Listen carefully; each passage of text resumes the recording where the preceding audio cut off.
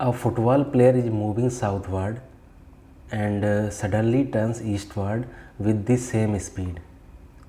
To avoid an opponent, the force that acts on the player while turning is।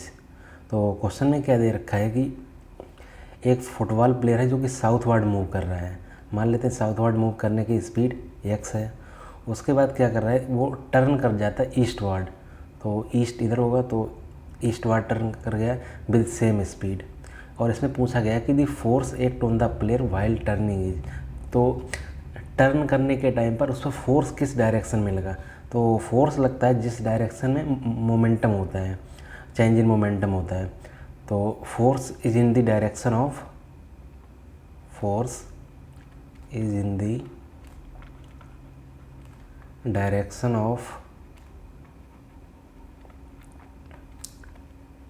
Change in momentum. जिस direction में momentum change होगा उसी direction में force लगता है, change in momentum. तो अगर हम इनिशियल मोमेंटम लिखें, पी इनिशियल इक्वल टू आ जाएगा माइनस एक्स आई कैप, क्योंकि ऊपर आई कैप मान लेते हैं, आई और sorry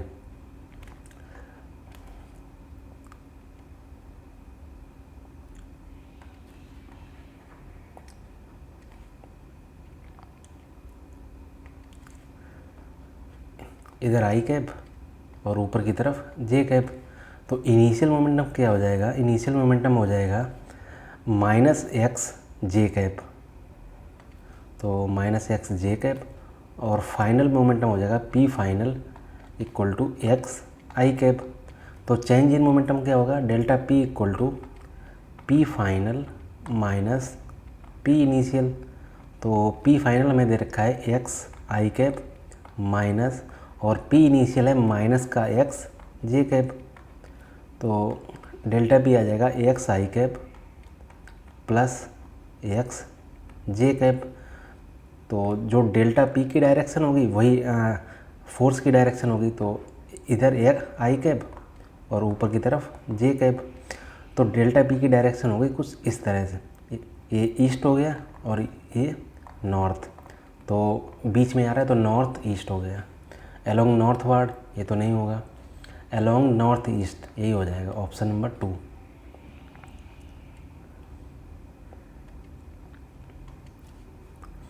A wall of mass 0.15 kg is dropped from a height 10 meter, strikes the ground and rebound to the same height. The magnitude of impulse imparted to the ball nearly। तो question में क्या दे रखा है कि कोई एक wall है ऊपर 10 मीटर हाइट से ड्रॉप करेगी। तो कुछ नीचे आई, ये मान लेते हैं ग्राउंड है, तो ये हाइट हमें दे रखी है 10 मीटर है। और बोला गया है कि ये ऊपर से गिरती है नीचे और रिबाउंड होकर उतनी ही हाइट तक चली जाती है 10 मीटर। तो यहाँ पे निकालते हैं वेलोसिटी कितनी आएगी। तो इनिशियल वेलोसिटी कितनी है, u इक्वल टू 0 और s इक्वल टू में दे रखा है 10 मीटर। और क्या दे रखा है, मास दे रखा है। तो v इक्वल टू आ जाएगा v square equal to U square plus 2as। तो v स्क्वायर यहाँ से आ जाएगा, इनिशियल वेलोसिटी 0 है तो ये वाला टर्म 0 हो गया, यहाँ से आ जाएगा 2a कितना है 10 और s हमें दे रखा है 10। यहाँ से v इक्वल टू आ जाएगा 10√2 मीटर पर सेकेंड। यहाँ पे जो वेलोसिटी है बॉल के गिरने से पहले, बिल्कुल यानी टच होने से पहले, उसकी वेलोसिटी है 10√2 मीटर पर सेकेंड। और अगर इस बॉल को दोबारा उतनी ही हाइट तक जाना है जितना पहले था, तो यहाँ पे ये वाली वेलोसिटी भी v होनी चाहिए, तभी वहाँ तक पहुँच पाएगी, वरना नहीं पहुँच पाएगी। तो क्या निकालना, magnitude of impulse important. Impulse क्या होता है, इम्पल्स होता है impulse equal to change in momentum, change in momentum.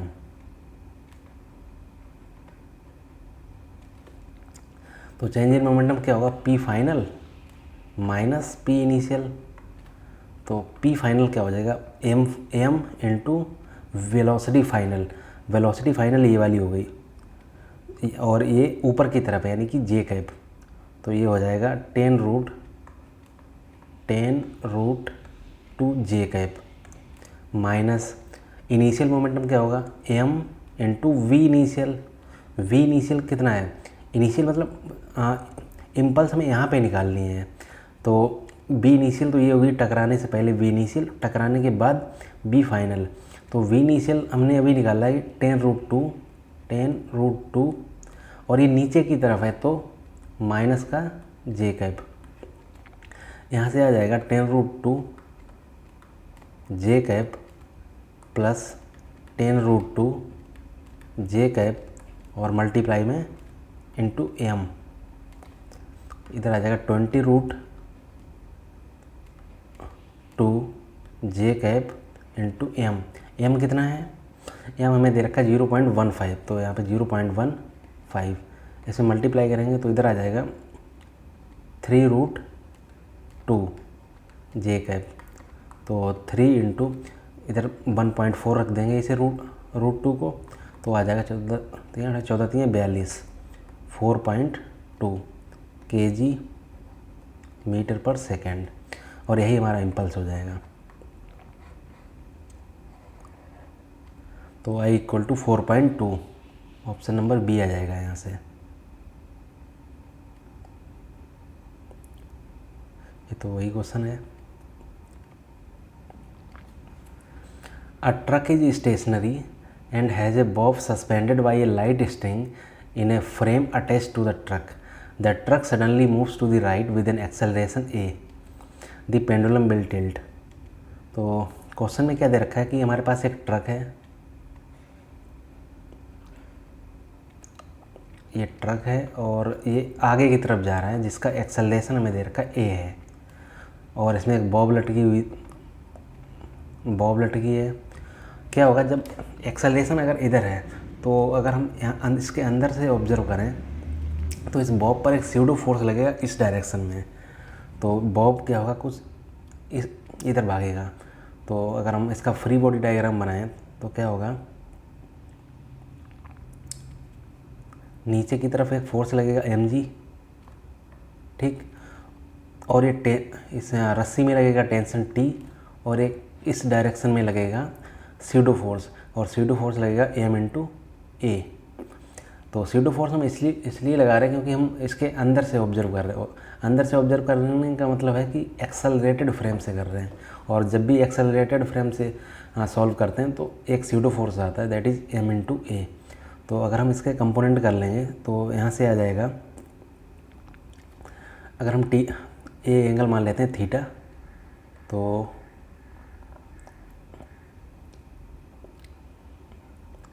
ये वाला भी थीटा आ जाएगा, तो ऊपर की तरफ आ जाएगा टी कॉस थीटा, और इस डायरेक्शन में आ जाएगा T sine theta.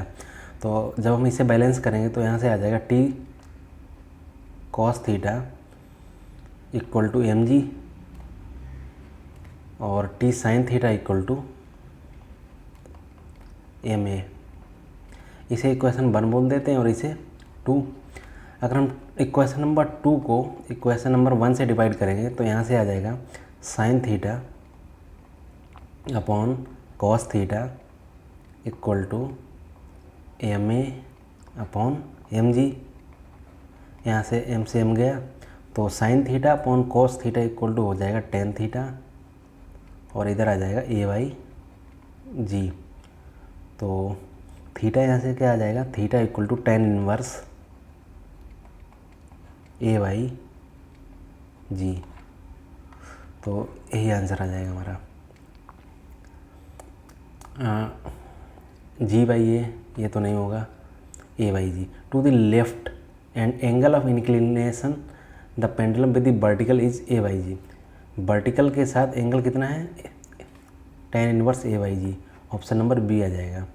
Left and angle of inclination pendulum with the vertical is sine inverse tan inverse G by A, सही है, ऑप्शन नंबर बी आ जाएगा।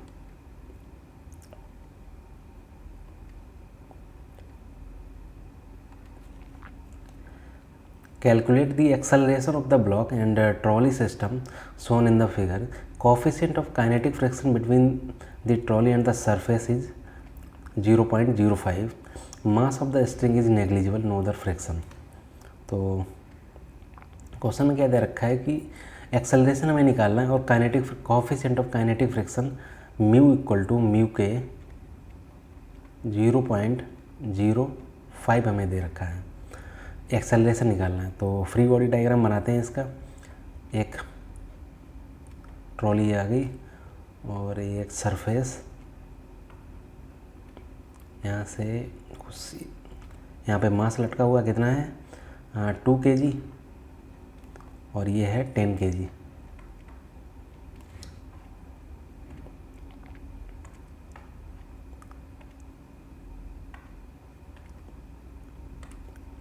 फ्री बॉडी डायग्राम बनाएंगे तो नीचे की तरफ फोर्स लगेगा 2 × G, ऊपर की तरफ लगेगा टेंशन, और मान लेते हैं इसका एक्सेलरेशन नीचे की तरफ है A।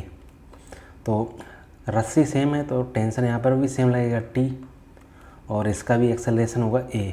क्यों? क्योंकि एक ही रस्सी से बंधे हैं, तो एक्सेलरेशन दोनों का सेम होगा।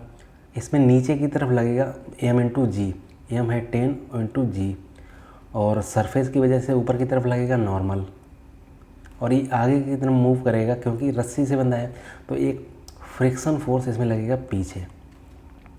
तो अब इसे बैलेंस करते हैं तो इधर आ जाएगा 2G - T = m × A।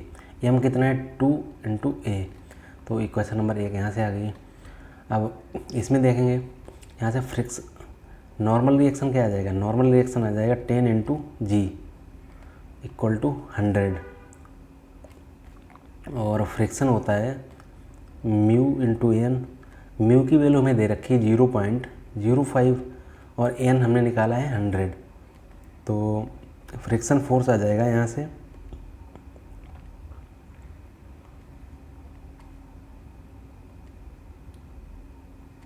Friction force आ जाएगा 5 न्यूटन। तो इधर बैलेंस करेंगे तो इधर आ जाएगा T - F = 10 × A। तो T - F कितना है 5 = 10 A, इक्वेशन नंबर 2। अब हम 1 + 2 कर देते हैं तो क्या आ जाएगा, ये T माइनस का है, ये T प्लस का है, तो ये कट जाएगा। तो इधर आ जाएगा 2G - 5 = 12A। 2G को हम लिख सकते हैं 20 - 5 = 12A। यहाँ से 15 = 12A, तो A = आ जाएगा 15/12। 3 से काटेंगे 3 5 जा और 3 4 जा, तो 5/4, और इसे लिख सकते हैं 1.25 मीटर/सेकंड², और यही आंसर आ जाएगा। तो option number A। 2 bodies of mass 4 kg and 6 kg are tied to the end of a massless string. The string passes over a pulley which is frictionless. The acceleration of the system in terms of acceleration due to gravity is। तो एक हमें system दे रखा है, एक पुली क्या है कि एक पुली है हमारे पास, और 4 kg इधर है और 6 kg इधर, और हमें एक्सेलरेशन निकालना है। तो कुछ नहीं करना है, इसमें फ्री बॉडी डायग्राम बनाओ। इसका फ्री बॉडी डायग्राम बनाएंगे तो नीचे लगेगा 6G, ऊपर की तरफ लगेगा टेंशन, और एक्सेलरेशन नीचे की तरफ मान लेते हैं A। उसी तरह इस पर ऊपर की तरफ लगेगा टेंशन और नीचे की तरफ लगेगा 4G, और इसका एक्सेलरेशन ऊपर की तरफ होगा A। क्यों?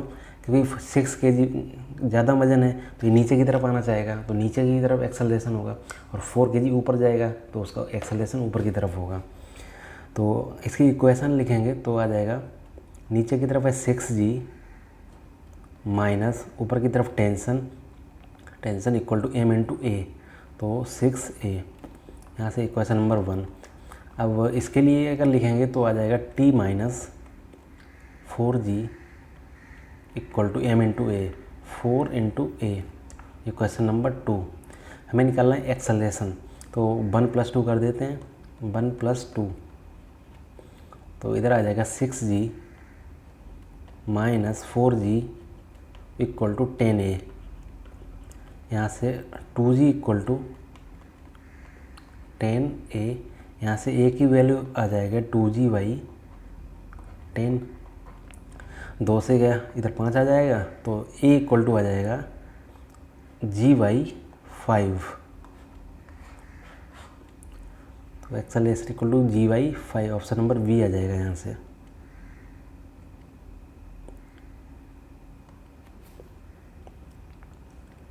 Two particles A and B are moving in uniform circular motion। Uniform circular motion में मूव कर रहे हैं in a concentric circle of radii R A and R V with the speed V A and V V respectively. Their time period of rotation is same. Time period हमें same दे रखा है। The ratio of angular speed of A to that of B. तो question में क्या दे रखा है कि दो पार्टिकल हैं हमारे पास और सेम सर्कल में मूव कर रहे हैं जिनका टाइम पीरियड सेम है, t इक्वल टू टी दोनों के लिए सेम है। और हमसे पूछा जा रहा है कि एंगुलर स्पीड ओमेगा क्या होता है। तो ओमेगा इक्वल टू होता है 2 पाई बाई टी। और क्योंकि दोनों के लिए t सेम है और 2 पाई तो कांस्टेंट होता है, तो ये तो सेम हो गया। तो ओमेगा 1 इक्वल टू ओमेगा 2, या फिर बोल सकते हैं omega a equal to omega B. क्यों? क्योंकि 2 पाई दोनों के लिए सेम है, टाइम पीरियड हमें सेम दे रखा है, तो पूरा टर्म कांस्टेंट हो गया ये वाला। तो ओमेगा 1 इक्वल टू ओमेगा 2 आ जाएगा। तो omega A ratio omega B equal to आ जाएगा 1:1। ऑप्शन नंबर सी आ जाएगा यहाँ से।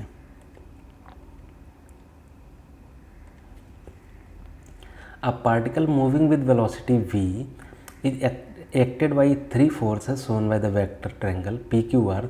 Velocity of particle will be। देखो क्या होता है कि जब कोई फोर्सेस किसी वेक्टर ट्रायंगल से शो करी जाती हैं, अगर कर सकते हैं उसे, तो उनका रिजल्टेंट जीरो होता है। और अगर रिजल्टेंट उनका जीरो है तो फोर्स ही जीरो हो गया। फोर्स जीरो है तो वेलोसिटी में कोई भी चेंज नहीं आता है। वेलोसिटी में चेंज नहीं आएगा तो वेलोसिटी कांस्टेंट हो जाएगी। तो ऑप्शन नंबर बी आ जाएगा, रिमेन कांस्टेंट। तो एक बार करके देख लेते हैं इसे कि इनका तीनों का रिजल्टेंट जीरो आ रहा है या नहीं। तो ऊपर की तरफ है एक वेक्टर और एक वेक्टर ये है, ठीक। और वेक्टर ट्रायंगल से इनका रिजल्टेंट कुछ ऐसा आएगा। मान लेते हैं ए वेक्टर और वी वेक्टर और ये C vector by vector triangle. तो क्या आ जाएगा, A vector plus B vector equal to C vector. यहाँ की ना, तो A vector plus B vector minus C vector equal to 0। तो इनका रिजल्टेंट क्या आ रहा है, 0 आ रहा है। और अगर हम इसकी डायरेक्शन रिवर्स कर दें तो ए वेक्टर को ये क्या है, पी क्यू आर। तो यहाँ से अगर हम लिखें ए वेक्टर क्या है, ए वेक्टर है R2P प्लस बी वेक्टर क्या है, बी है Q2R माइनस सी वेक्टर है Q2P इक्वल टू 0।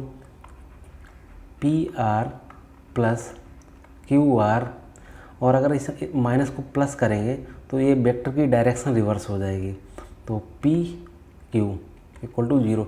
इन तीनों का रिजल्टेंट 0 आ रहा है।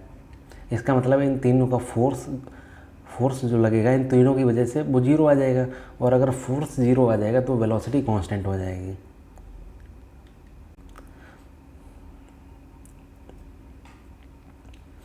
A body of mass m is kept on a rough horizontal surface. Horizontal force is applied on the body but it does not move. The resultant of the normal reaction and frictional force acting on the object is given by F। तो question में क्या दे रखा है कि एक किसी body पर इस डायरेक्शन में फोर्स लगाया जा रहा है और हमें नॉर्मल रिएक्शन और फ्रिक्शनल फोर्स का रिजल्टेंट निकालना है। तो नीचे की तरफ लगेगा इसमें mg, अरे यहाँ की ना, और सरफेस के कांटेक्ट की वजह से ऊपर की तरफ लगेगा एक नॉर्मल रिएक्शन, और इस डायरेक्शन में एक लगेगा फ्रिक्शन फोर्स। और क्योंकि ये बॉडी मूव नहीं कर रही है, इसका मतलब है ये फ्रिक्शन लग रहा है, स्टैटिक फ्रिक्शन, और स्टैटिक फ्रिक्शन हम निकाल नहीं सकते, तो हम क्या करेंगे कि मैक्सिमम निकालते हैं कितना फ्रिक्शन लग सकता है। तो एफ मैक्स इक्वल टू क्या आ जाएगा, म्यू इंटू एन, अरे यहाँ की ना, और म्यू एन कितना है, एन आ जाएगा एम जी के बराबर, तो म्यू एम जी। तो एफ मैक्स इतना लग रहा है, लेकिन इतना लगेगा नहीं, क्यों, क्योंकि यार ये बॉडी मूव नहीं करी। जब मूव करना स्टार्ट हो जाएगा तब इतना फोर्स लगेगा, अगर मूव नहीं कर रही है तो मैक्सिमम फ्रिक्शन फोर्स से कम लगेगा। तो F is less than F max, अरे यहाँ की ना, तो F is less than mu M G. तो अगर हम इनका रिजल्टेंट निकालते हैं, नॉर्मल रिएक्शन ऊपर और फ्रिक्शन फोर्स इस डायरेक्शन में, नॉर्मल तो इनका रिजल्टेंट कुछ इस डायरेक्शन में आएगा। एफ का मोड इज लेस देन आ जाएगा under root small F square plus N square. ये लेस देन क्यों आया, लेस देन इसलिए आया क्योंकि एफ जो है लेस देन है म्यू एम जी, तो mod of F equal to आ जाएगा, sorry mod of F is less than equal to इसलिए लगा रहे क्योंकि ये बराबर भी हो सकता है। तो under root mu M G का स्क्वायर प्लस एम जी का स्क्वायर, तो यहाँ से आएगा mod F is less than equal to M, बाहर निकल आएगा तो इधर बचेगा एम जी, बाहर निकल आएगा तो म्यू स्क्वायर प्लस 1, तो ऑप्शन नंबर आ जाएगा 1 plus mu square, option number C आ जाएगा यहाँ से।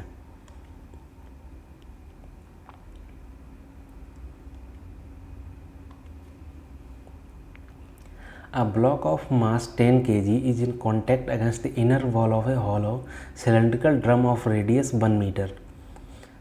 The coefficient of friction between the block and the inner wall is mu में दे रखा है 0.1 है। The minimum angular speed, the minimum angular velocity needed for the cylinder to keep the block stationary when the cylinder is vertical and rotating about its axis। तो question में क्या दे रखा है कि हमारे पास एक सिलेंडर है, मान लेते हैं ऐसा कुछ,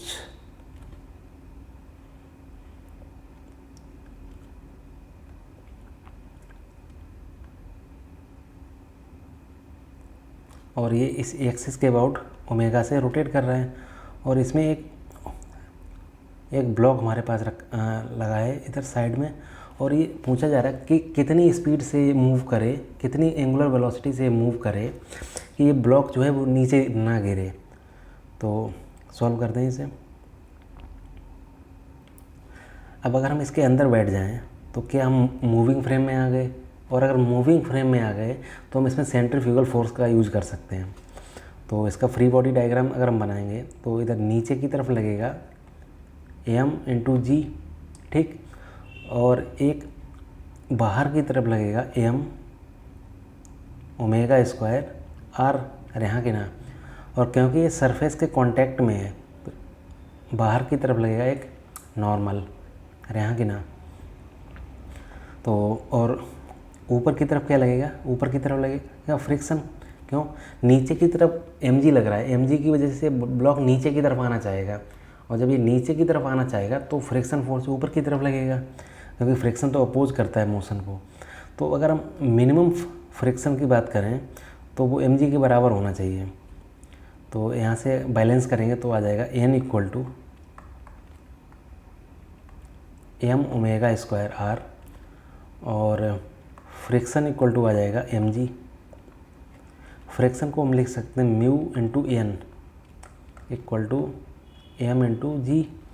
तो म्यू की वैल्यू हमें दे रखी है 0.1, एन इक्वल टू आ जाएगा एम ओमेगा स्क्वायर आर, तो एम हमें दे रखा है 10 kg, ओमेगा हमें निकालना है तो omega square into R, R हमें दे रखा है 1 metre equal to M G, 10 into ji.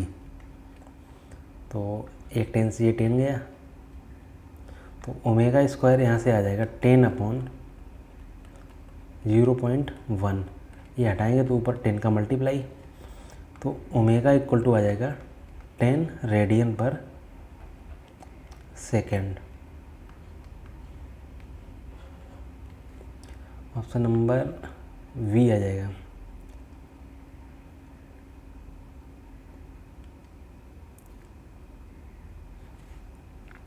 Which of the following statement is correct? Friction force opposes the relative motion. So incorrect पूछा गया है, ये तो सही है। The limiting value of static friction is directly proportional to normal reaction. तो friction क्या होता है? Mu into N, limiting value यानी कि मैक्सिमम।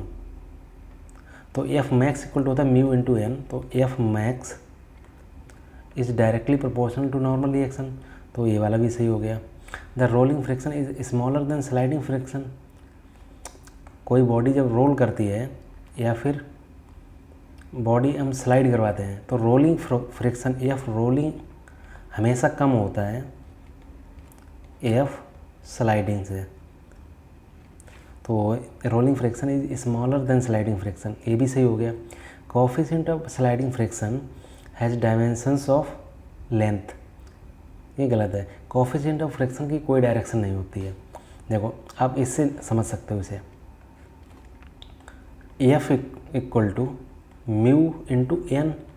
यहाँ से अगर म्यू की वैल्यू निकालेंगे तो आ जाएगा एफ बाई एन। एफ क्या है? एफ एक फोर्स है और एन क्या है? एन भी एक फोर्स है। तो ऊपर भी फोर्स की डायमेंशन, नीचे भी फोर्स की डायमेंशन, दोनों कट जाएंगी।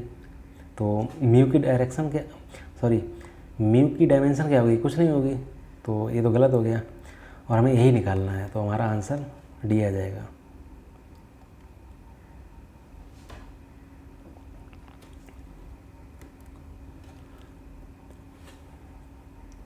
A block of mass m is placed on the smooth inclined wedge ABC of inclination theta as shown in the figure. The wedge is given an acceleration a toward the right. The relation between a and theta for the block to remain stationary on the wedge. a और theta के बीच में हमें relation निकालना है, तो इसका free body diagram बनाएंगे। तो नीचे की तरफ लगेगा इसमें mg और सरफेस के परपेंडिकुलर डायरेक्शन में लगेगा नॉर्मल रिएक्शन। ठीक, अब अगर हम मान लेते हैं इसके ऊपर बैठ जाएं यहाँ पे, तो हम एक्सेलरेटेड फ्रेम में पहुँच गए, और जब एक्सेलरेटेड फ्रेम में पहुँच गए तो हमें एक स्यूडो फोर्स लगाना पड़ेगा, और वो स्यूडो फोर्स एक्सेलरेशन की अपोजिट डायरेक्शन में होगा। तो एक स्यूडो फोर्स इधर लगेगा m इंटू ए, इसके कंपोनेंट करते हैं अब। तो ये थीटा, तो ये भी थीटा, ये 90 माइनस थीटा, तो ये थीटा। तो यहाँ से आ जाएगा, ऊपर की तरफ आएगा n कॉस थीटा और इधर आ जाएगा n साइन थीटा। अब इसे बैलेंस करेंगे तो हॉरिजॉन्टल में बैलेंस करेंगे तो आ जाएगा n sine theta equal to m into A, इसे इक्वेशन नंबर 1 बोल देते हैं। और वर्टिकल डायरेक्शन में बैलेंस करेंगे तो आ जाएगा n cos theta equal to m into G. अरे हाँ कि ना, तो equation number 1 divided by equation number 2, तो इधर आ जाएगा sine theta upon cos theta equal to M A upon M G.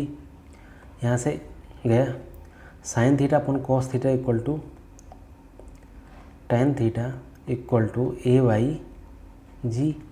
यहाँ से ए इक्वल टू आ जाएगा जी टेन थीटा, तो A equal to G tan theta, option number D आ जाएगा।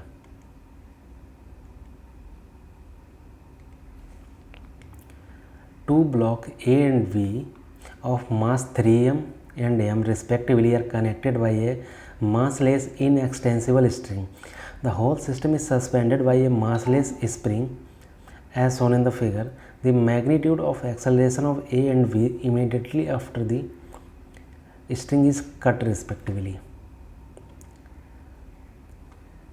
देखो होता क्या है कि जब स्ट्रिंग कट करते, स्ट्रिंग जब कट करते हैं तो उसके कट करने के जस्ट बाद टेंशन इक्वल टू 0 हो जाता है। लेकिन जब स्प्रिंग कट करते हैं, स्प्रिंग, उसके जस्ट बाद tension is not equal to 0, just after cut. जैसे हमने स्ट्रिंग कट करी, कट करने के तुरंत बाद टेंशन उसमें 0 आ जाएगा। लेकिन स्प्रिंग कट करी तो स्प्रिंग कट करने के तुरंत बाद टेंशन 0 नहीं आएगा, उसमें धीरे धीरे टेंशन कम होता है। तो इसमें दो केस बनाएंगे कि बिफोर कट में क्या सीन है और आफ्टर कट, बिफोर कट और आफ्टर कट। तो बिफोर कट में क्या है कि ए है और एक बी, और इधर ए और नीचे की तरफ बी।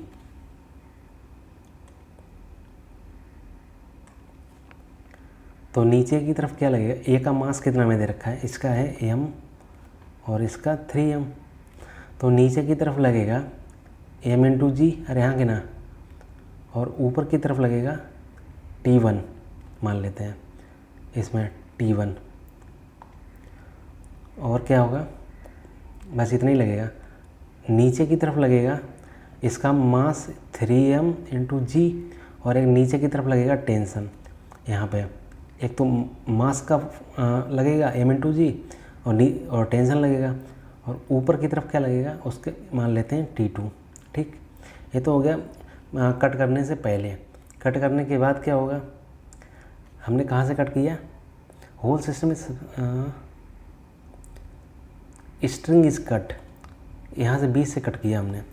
तो नीचे की तरफ क्या लगेगा m इंटू जी, और कट कर दिया तो टेंशन इक्वल टू 0 आ जाएगा। क्यों, क्योंकि इस स्ट्रिंग कट करने के तुरंत बाद टेंशन 0 हो जाता है, और ऊपर टेंशन तो 0 हो गया, तो नीचे की तरफ एक एक्सेलरेशन आ जाएगा a1, अरे यहाँ के ना।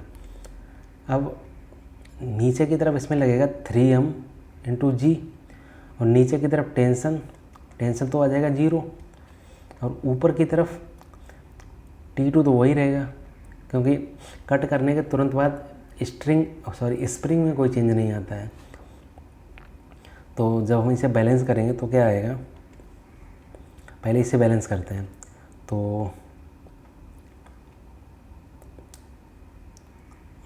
mg, इसे बैलेंस कर लेते हैं पहले इसे। तो mg इक्वल टू T1, और ऊपर वाले को बैलेंस करेंगे 3m को, तो आ जाएगा T2 equal to 3mg plus T। तो यहाँ से T2 की वैल्यू क्या आ जाएगी, T2 equal to 3mg plus tension की वैल्यू हमने यहाँ से T1 की वैल्यू यहाँ से डाल दी है, तो mg यहाँ से T2 की वैल्यू आ जाएगी 4m इंटू जी। T2 की वैल्यू हमें मिल गई। तो अब इधर देखते हैं। तो यहाँ से T2 देखो हुआ क्या था, पहले T2 ऊपर लग रहा था, 3mg नीचे लग रहा था, और टेंशन नीचे लग रहा था। टेंशन नीचे 0 हो गया, तो नीचे फोर्स कम हो गई, तो ये जो पहला वाला ब्लॉक है 3m वाला, ऊपर की तरफ भागना चाहेगा। तो इसमें एक एक्सेलरेशन आ जाएगा ऊपर की तरफ A2। तो A2 क्या होगा, A2 आ जाएगा T2 माइनस, इसके लिए इक्वेशन लिख रहे हैं, T2 minus 3mg equal to 3m into A2। ऊपर की तरफ नेट फोर्स T2 है, और नीचे की तरफ कितना है 3mg equal to m into A। तो इक्वेशन आ गई ये वाली। और इसके लिए जब इक्वेशन लिखेंगे तो नीचे की तरफ लग रहा है mg, और ऊपर की तरफ t इक्वल टू 0 है, तो और m इंटू A1। ठीक, अब इसे सॉल्व कर लेते हैं, यहीं से आंसर आ जाएगा हमारा। तो T2 क्या है, यहाँ से देख लेते हैं, m से m गया, यहाँ से A1 की वैल्यू हमें मिल गई g, और T2 इक्वल टू हमने निकाला है 4 mg minus 3 mg equal to 3m into A. यहाँ से m, यहाँ से A2, यहाँ से A2 की वैल्यू क्या आ गई 4g माइनस 3g, तो 4g माइनस 3g g, और ये जो 3 है वो नीचे आ जाएगा। ठीक, ये हमारा आंसर हो जाएगा। तो क्या है मैग्नीट्यूड ऑफ एक्सेलरेशन ऑफ ए कौन सा ऊपर वाला, तो ऊपर वाले का एक्सेलरेशन कितना है g/3 यहाँ के ना, और एंड बी है नीचे वाला, तो नीचे वाले का एक्सेलरेशन है g, तो g, ये आंसर आ जाएगा g/3, g, option number B.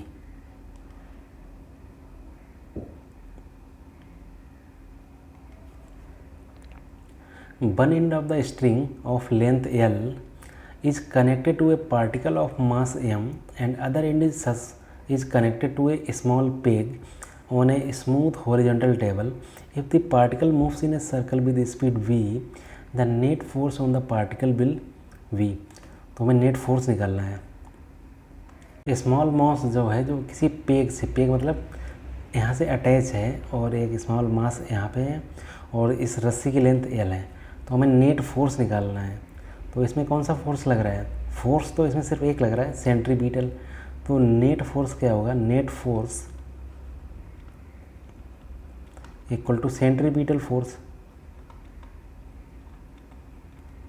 Centripetal force, और तो कोई फोर्स नहीं लग रहा है।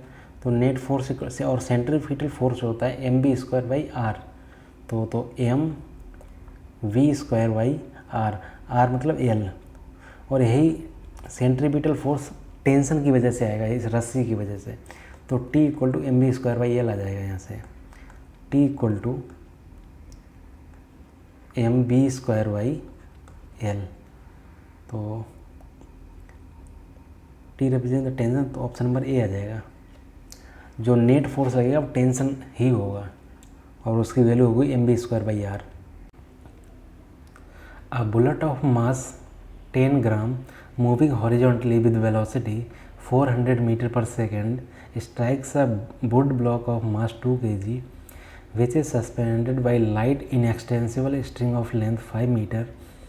As a result, center of gravity of the block found to rise vertical distance of 10 centimeter. The speed of bullet after it emerges of horizontally from the block will be। तो question में क्या दे रखा है कि हमारे पास एक block है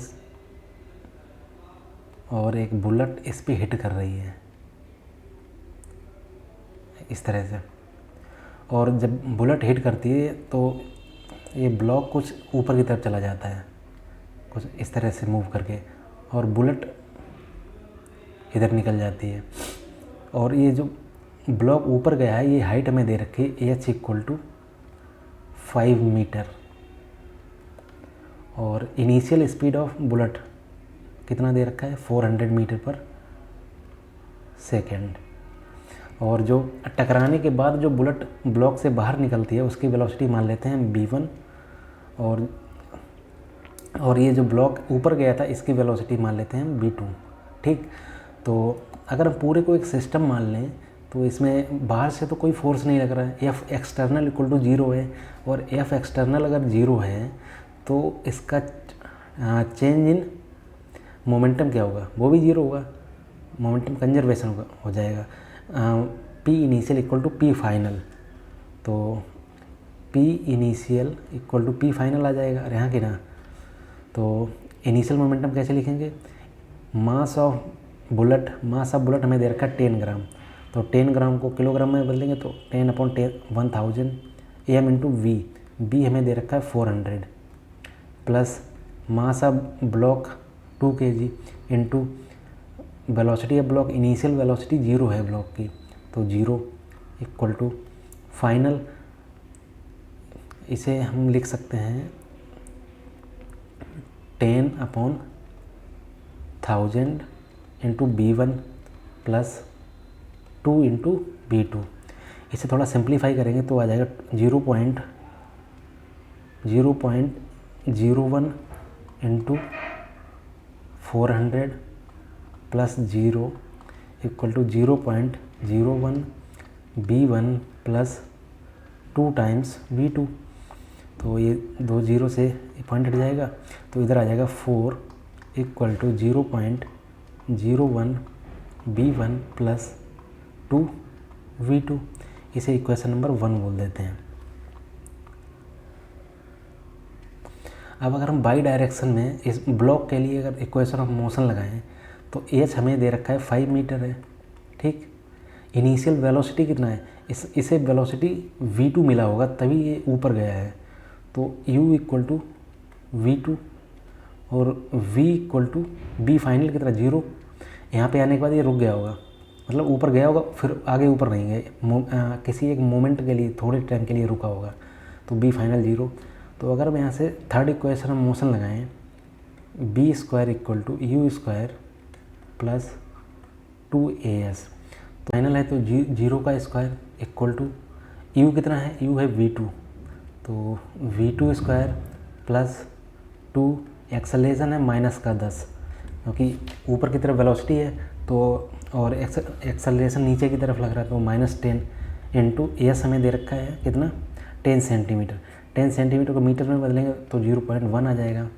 तो यहाँ से b2 स्क्वायर इक्वल टू आ जाएगा, ये एक 0 से पॉइंट हटा तो √2 आ जाएगा, और v2 इक्वल टू आ जाएगा यहाँ से √2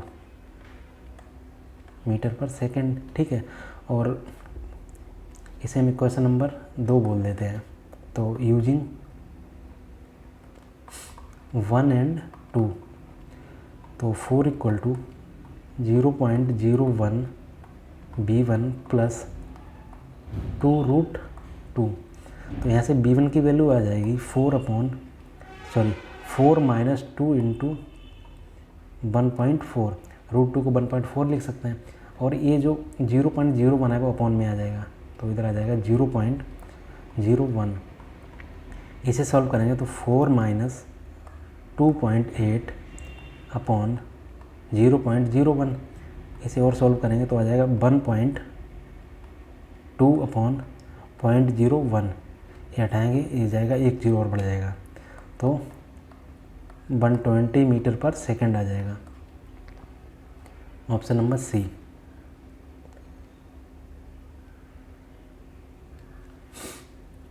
A car is negotiating a curved road of radius r. The road is banked at an angle theta. The coefficient of friction between the tires of the car and the road is μs. Coefficient of friction में दे रखा है। The maximum safe velocity on the road is, तो question में क्या दे रखा है कि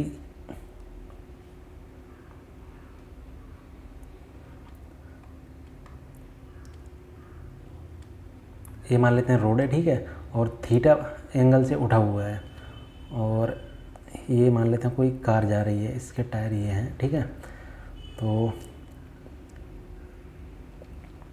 इसका फ्री बॉडी डायग्राम बनाएंगे। कैसे बनाएंगे, एक कार है तो नीचे की तरफ एक फोर्स लगेगा, कौन सा m इंटू जी, अरे हाँ कि ना, और ये सरफेस के कांटेक्ट में है तो ऊपर की तरफ लगेगा एक नॉर्मल, और ये वेलोसिटी से मूव कर रही है तो बाहर की तरफ इसकी रेडियस, तो इसकी रेडियस को इस डायरेक्शन में होगी r, तो एक बाहर की तरफ एक सेंट्रीफ्यूगल फोर्स लगेगा, वो इस तरह से होगा, और वो सेंट्रीफ्यूगल फोर्स होगा mb²/r, अरे हाँ कि ना।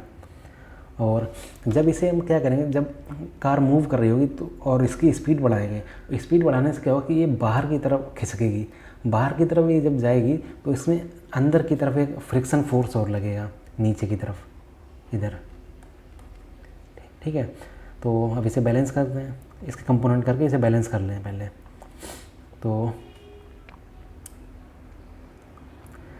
ये थीटा, तो ये वाला भी थीटा आएगा, ये 90 माइनस थीटा, तो ये थीटा, तो इसके जब कंपोनेंट करेंगे इसके तो क्या आएगा, mb²/r cos थीटा, और नीचे की तरफ आ जाएगा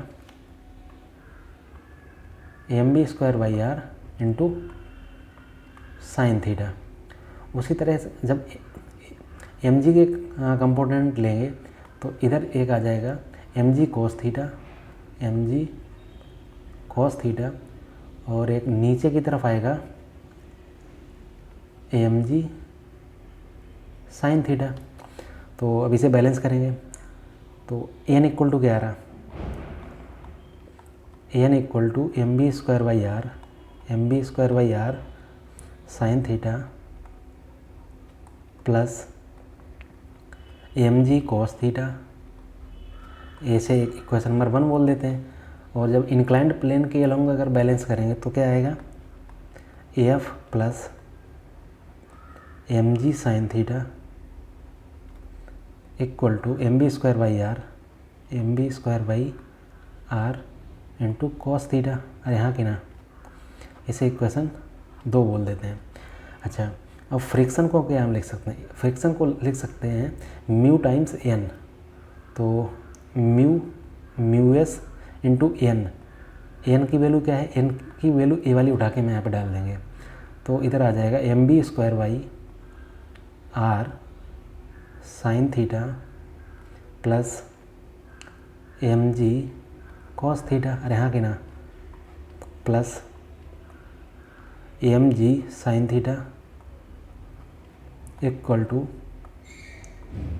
M B square by R cos theta.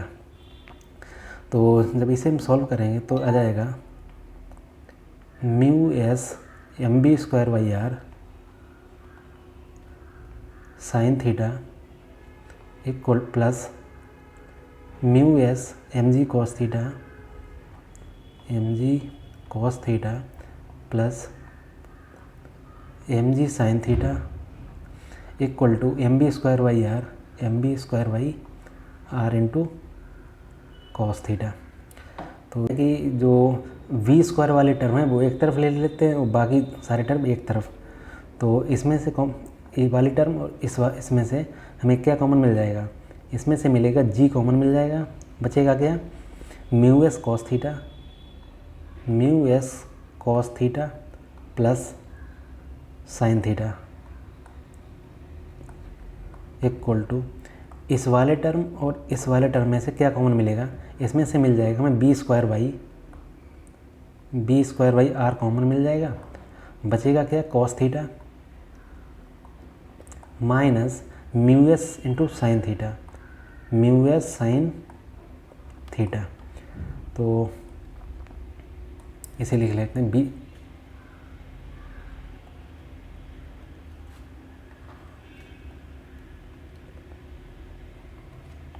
तो यहाँ से आ जाएगा B square by R equal to G mu S cos theta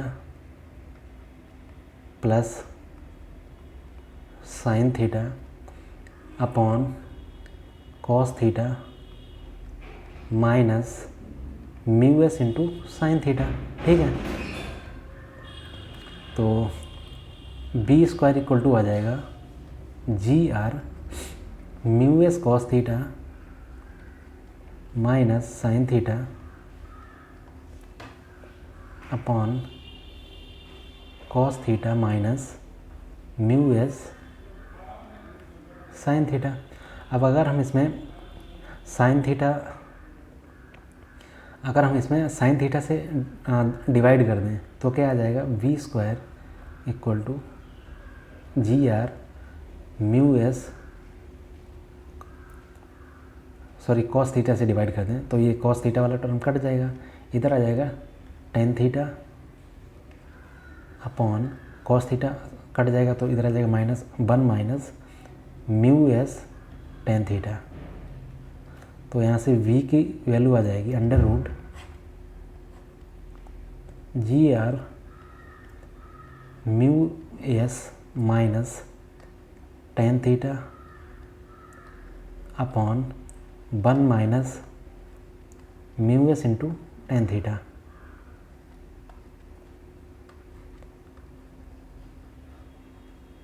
और यही आंसर आ जाएगा हमारा, b equal to G R mu S minus tan theta, G are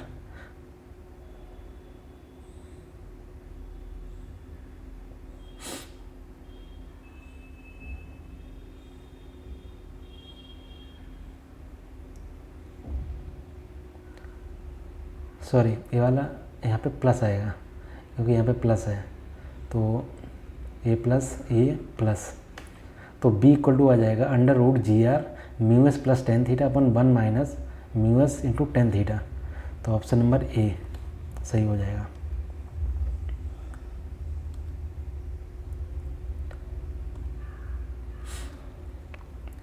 uniform circular disc of radius हमें दे रखी है 50 centimetre at rest is free to turn about an axis which is perpendicular to its plane passes through its center. It is subjected to a torque which produces a constant angular acceleration of alpha की value हमें दे रखी है।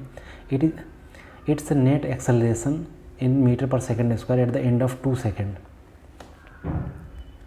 तो question में क्या दे रखा है हमें? क्वेश्चन में दे रखा है अल्फ़ा इक्वल टू 2 रेडियन पर सेकेंड स्क्वायर और टी की वैल्यू दे रखी है हमें 2 सेकेंड, रेडियस भी दे रखा है 50 सेंटीमीटर यानी कि 0.5 metre.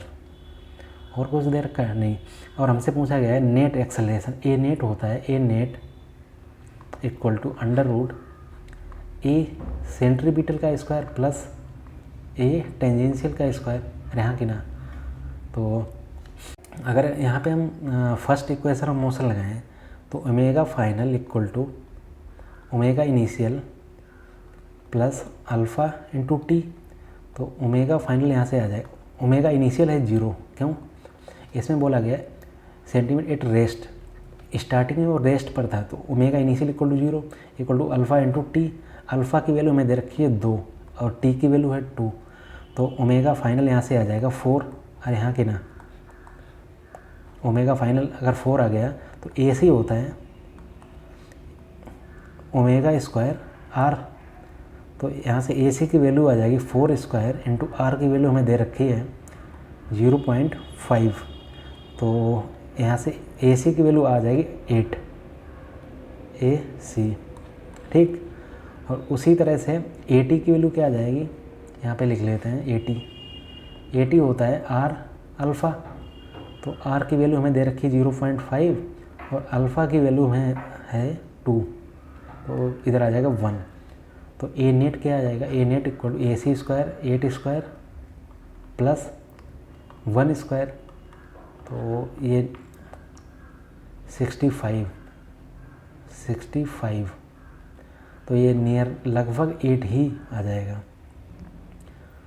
Metre per second square ए नेट। तो ऑप्शन नंबर डी आ जाएगा यहाँ से। A rigid ball of mass m strikes a rigid ball at 60 degree angle. ये गेंद 60 डिग्री एंगल पर टकरा रही है। Get reflected without loss of speed as shown in the figure. The value of impulse imparted by the ball on the wall will be. तो question में क्या दे रखा है कि एक बॉल जो है वो यहाँ से गई, इस तरह से नीचे की तरफ आई, यहाँ पे टकराई और इस तरह से चली गई और हमें इम्पल्स निकालना है। तो इम्पल्स इक्वल टू होता है चेंज इन मोमेंटम। तो चेंज इन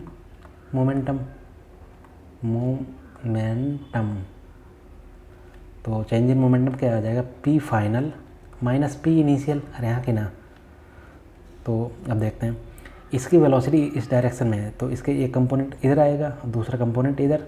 अगर ये 60 डिग्री है तो ये भी क्या 60 डिग्री होगा। अरे यहाँ की ना, तो इधर आ जाएगा बी कॉस थीटा और नीचे की तरफ आएगा बी साइन थीटा और थीटा की वैल्यू कितना है 60 degree.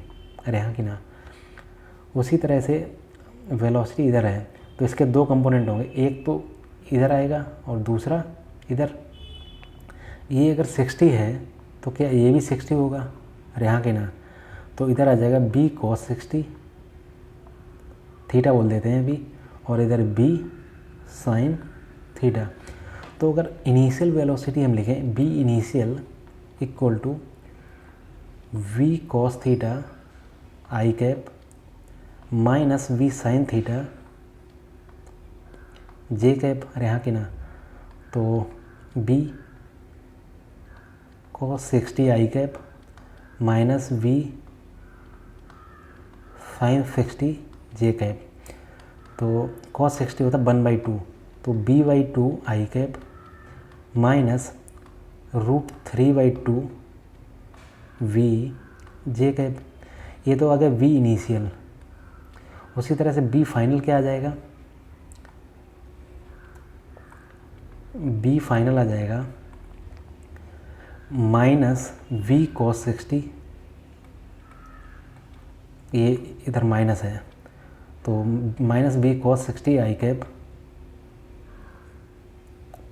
Minus v sin 60 J cap. और यहाँ की ना तो इधर आ जाए cos 60 1/2 माइनस b/2 आई कैप माइनस √3/2 b जे कैप।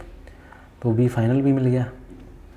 और तो फाइनल मोमेंटम क्या आ जाएगा, m b फाइनल कितना है, b/√2 i cap minus √3/2 j cap minus m b initial b/2 I cap minus √3/2 j cap. तो यहाँ से आ जाएगा m यहाँ √2 नहीं आएगा, सिर्फ 2 आएगा। तो m b/2 आई cap minus √3/2 j cap minus m b/2 आई कैप प्लस √3/2 जे कैप। तो ये तो गया।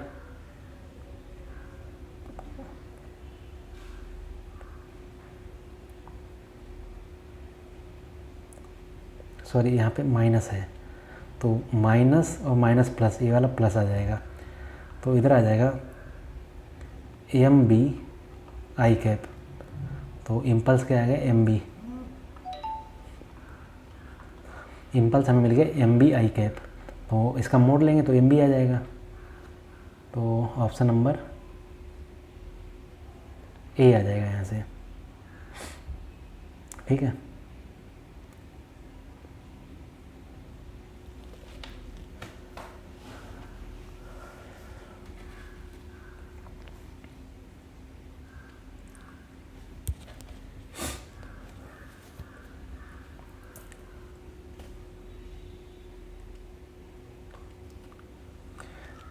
Three block A, B, C of mass 4 kg, 2 kg and 1 kg respectively are in contact on a frictionless surface. If the force of 14 Newton is applied on the block 4 kg block, then the contact force between A and B is।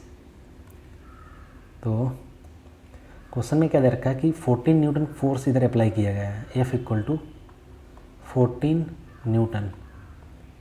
अगर हम इस पूरे को एक system मान लें और इसका मास कितना हो जाएगा, टोटल m = हो जाएगा 4 + 2 + 1, 4 2 6 1 7 kg। इस 7 kg पर 14 न्यूटन फोर्स लगाया जा रहा है। तो एक्सेलरेशन क्या आ जाएगा, एक्सेलरेशन = आ जाएगा F/m = 14/7 = 2 मीटर/सेकंड स्क्वायर। इसका मतलब है इस टोटल का एक्सेलरेशन कितना है, 2 मीटर/सेकंड स्क्वायर, ठीक। और हमें इस सरफेस पे कांटेक्ट फोर्स निकालना है। तो इसका डायग्राम बनाएंगे। ये वाला ब्लॉक है, ए का है 4 kg, ठीक। इस डायरेक्शन में 14 न्यूटन फोर्स लग रहा और इस डायरेक्शन में कांटेक्ट फोर्स लग रहा है, इसे मान लेते हैं F, ठीक। तो और इधर एक्सेलरेशन कितना हमें अभी हमने निकाला है 2 मीटर/सेकंड स्क्वायर। तो 14 - F = m × A। m हमें दे रखा है 4 × A हमने निकाला है 2। तो यहाँ से F = आ जाएगा 14 - 8, तो F = 6 न्यूटन। तो कॉन्टैक्ट फोर्स क्या लग गया, 6 न्यूटन। Option number